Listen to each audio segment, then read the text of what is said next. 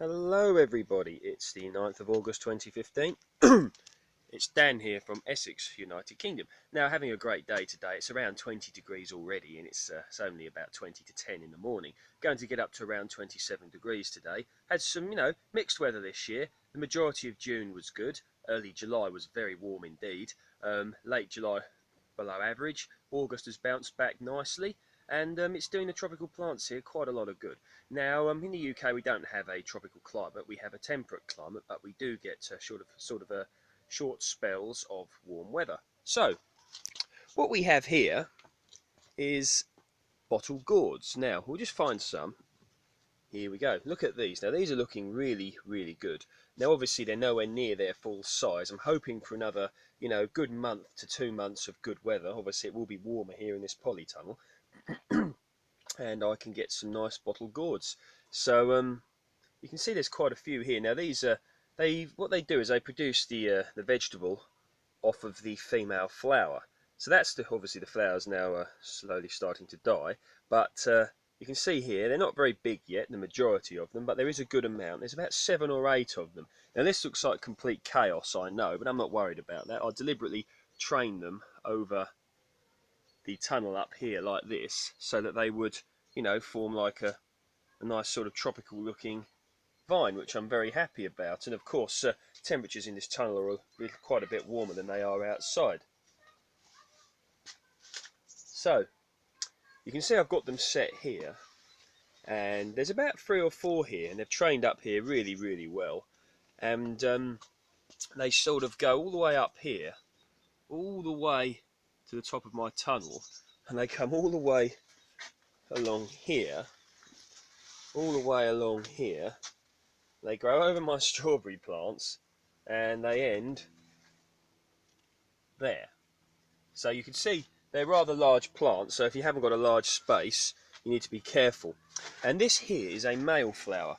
Now the male flowers don't produce the fruit, but the insects love to take the pollen from them and put them on the female flowers, which is great. They're quite ornamental looking flowers. They look very nice.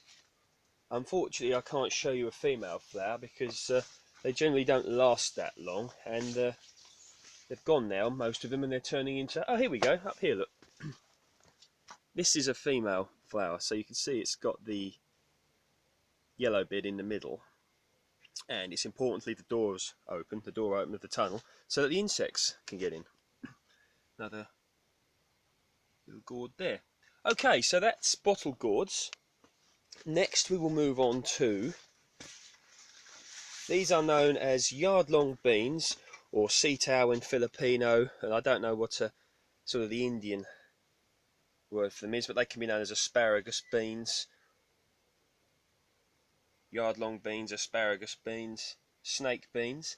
And the climbing ones, there's 2 different varieties I've got growing here. I've got the climbing ones that grow up canes, similar to runner beans, and they're now finally starting to flower. I was getting a bit concerned, but there you go. Nice flowers. That one's opening, so hopefully we'll get some insects to start pollinating them. There's no actual beans starting to form. There's another flower here on one of the bush varieties. So these are looking good. I'm hoping to get these sort of, this month, later this month, and then maybe into September, because then it'll be great. So I'll have had my runner beans, French beans, and then Yardlong beans, so a nice supply of fresh beans. These are called Yardlong beans because they grow up to a yard long, ideally. So that's Yardlong beans. Now, these are what I find the most interesting. We're going to move on to the watermelons. Now we go down here, and what we've got here are Black Panther watermelons. So,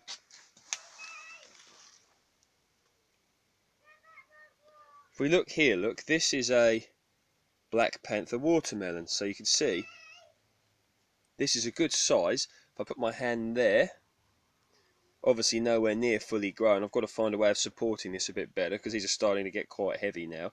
So variety Black Panther watermelon. They're grown in these pots here, full of horse manure, mainly horse manure, good quality compost, coffee ground, a bit of fish blood and bone, and a very small amount of grow more. and this is what I am managing to produce here in the UK so far. Now, people have told me that you can't grow watermelons in the UK. Well, I've proved them otherwise. So obviously, I'm hoping these are going to be nice to eat. But these are what I'm managing to get so far, and it's still only sort of August. I'm hoping for good crops, a good size watermelon, hopefully by September time. Now there's another one here. I think this one is even bigger. Yeah, look at that. That one's even bigger. So that's a nice looking watermelon. I'm watering them a lot at the moment. I will stop watering them quite so much when they get near full size, because when they're full size you don't want to water them too much, and they will hopefully gain a lot of sweetness. So they are Black Panther watermelons. Now I've got 1, 2, 3, 4, 5 plants here, and only 2 of them have produced decent sized watermelons. Of course, we don't historically grow watermelons in the UK, but what I did is I probably put them out here a little bit too late. I probably put these out here a little bit too late, and it would have been nice to have had them out earlier, but I didn't have the polytunnel up in time. If I got them out here earlier, I might have had them ready a little bit earlier, but that's okay.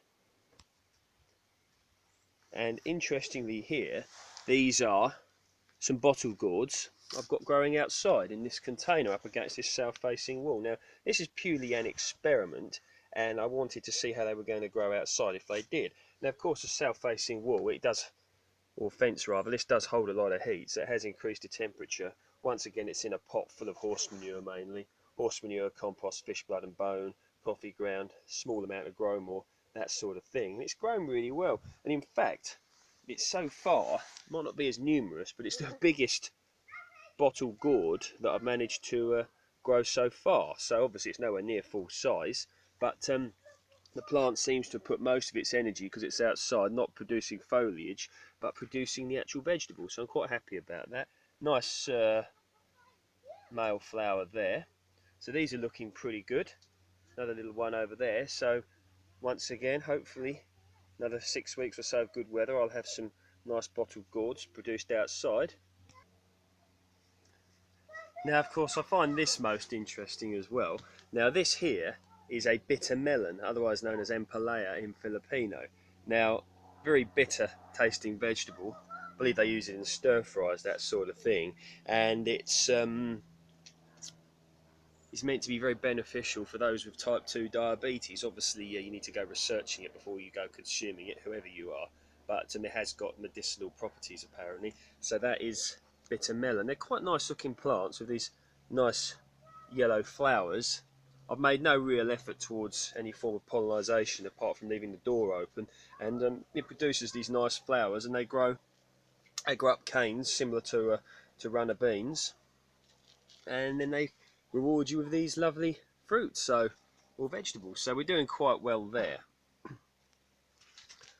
Okay, so I'm just growing these things to see how they would do in the UK climate. Of course, many people buy these from an Asian shop, or if you're lucky enough to get them in a supermarket, but they've been flown from around the world. And I wanted to see if I could grow any of these things myself in my own country. Of course, in a polytunnel does help, but it's definitely worth having a go at things a little bit different if you want to, because there's nothing to stop you really. If you've got to, of course, in the southeast of the UK here, we do tend to get the warmest weather, but with regards to a polytunnel, you can increase the temperature significantly, and also things you can do is, like, I've left this bucket of water here to hopefully increase the humidity in here somewhat, to somewhat mimic their environment in their own home, in their own country. But things are coming on well here, and I'm hoping for some good crops. So what I will do is I'll keep you posted on any updates, and I'm looking forward to showing you my final result. Okay, just show you this watermelon one more time.